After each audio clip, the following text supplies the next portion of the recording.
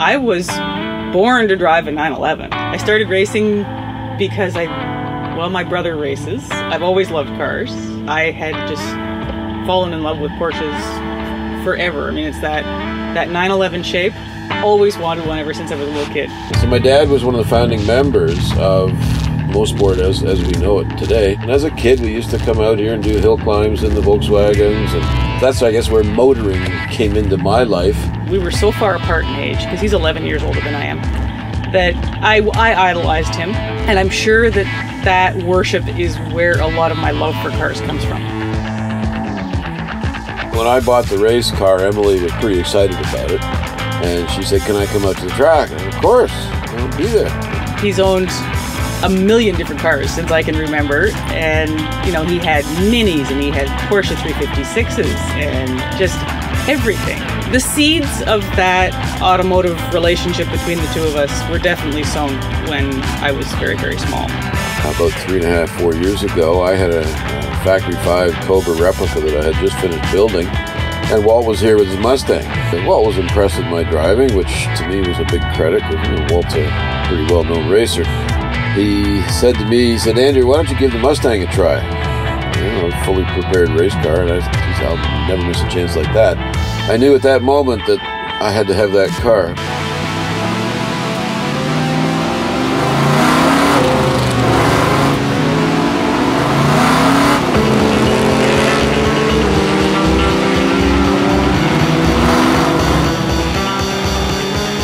Then Walt, being the smart old cunning man that he is, threw me the bait and he says, "Why don't you drive the Mustang for a couple of races this summer?"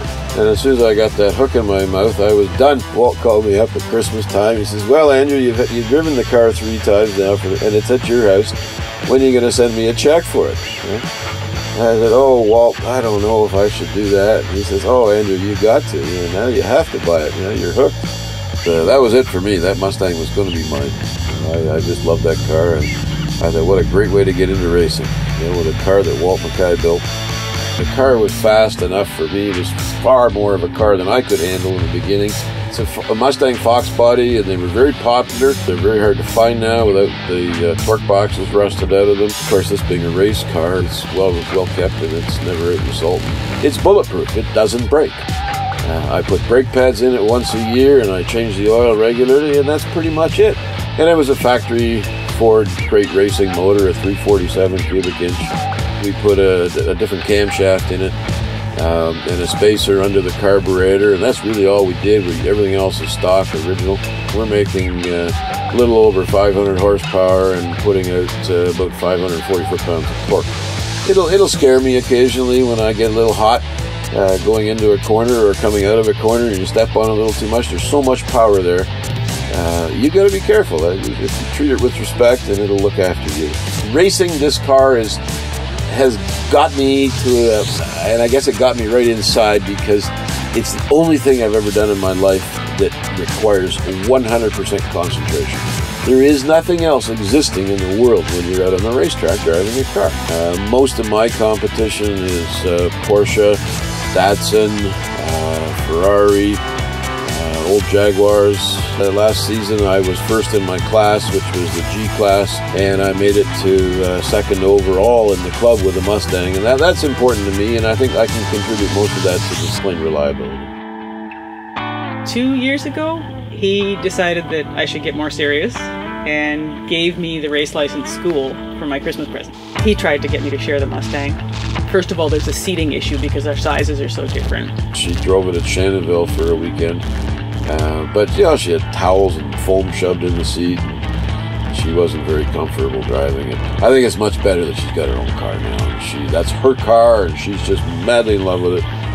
So last year I did the Time Attack series, and I was thinking, you know, I'm getting a lot faster. I was turning good lap times with my little street car. And so meanwhile, you know, I'm doing my track days with the Porsche Club and lapping and, you know, learning and taking classes, and he's racing, and I'm thinking, hey, this looks pretty fun.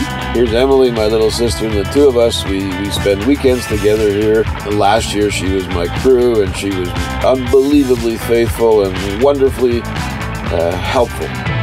So I started looking for a 911, and I had met Ian Perrar last year with that 911, and I was talking to him in the wintertime, and he said, well, why don't you buy it? Emily co-drove the car that she's driving now last summer in an endurance race. At one point I had a quiet moment coming up the back straight here at Mosport, and I'm thinking, you know what? I'm living the dream here. And I'm driving a Porsche 911. It's the dream car, the iconic car. I'm on the back straight at Mosport. It's a beautiful sunny day. It's my first race. And I'm just having the time of my life, right? And so I hit the talk button on the radio, and I said to the crew chief, Drew, I said, I'm living the dream, man. I'm living the dream. And all I hear back is, good to know. So the 911 that I bought, it's an 82 SC, originally prepared for racing by Mantis Racing in Oakville for some members of the Porsche Club. And Ian Perrar bought it and turned it into a rally car immediately. He showed up at the June event last year at Shannonville with that car. So the car was, you know, brought back to road racing spec. And I saw it and I just fell in love with it. It was just, it's so beautiful with the, you know, the white with the martini livery, and it's the exact, you know, the 82 SC is the shape, the classic shape with the whale tail. It's just gorgeous. So this weekend right here is Emily's first race weekend. She was very nervous, and you know, I think it's normal to get nervous. I mean, if you're not getting nervous before you're racing, I think there's probably something wrong with your head. Got in the car, and we were early to the grid, and I'm sitting there and I'm just like, why am I so calm? I was almost having a nap before the race. I thought, this is great. I came through 1, and just between 1 and 2, that was when I had that moment where I thought, I was born to drive this car. I know exactly what this car is going to do.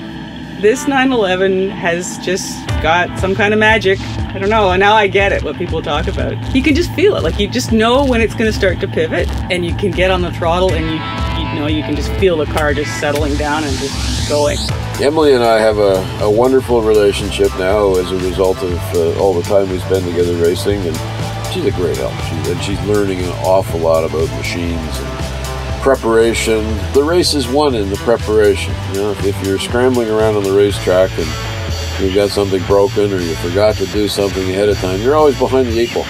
I'm pretty sure I wouldn't be here without him. He introduced me to VARAC, he introduced me to all the people here. I guess I kind of stumbled into VARAC with Walt Mackay because the car that I bought was racing in VARAC. But I've since learned through being at the track and watching the GT guys, and they're pushing and shoving and crashing, and I guess I get a really safe, comfortable feeling with the VARAC guys. The cars are historical, they're all significant in one way, shape, or form. Many of them have a huge amount of history. They've been driven by famous drivers in the past when they were new. They don't want those cars banged up. I don't want to bang them up. I don't want my Mustang banged up either. We're neck and neck, we're corner to corner, going through the corners. Sometimes we're 2 abreast, sometimes we're 3 abreast, going through the corners. But we're all looking out for each other.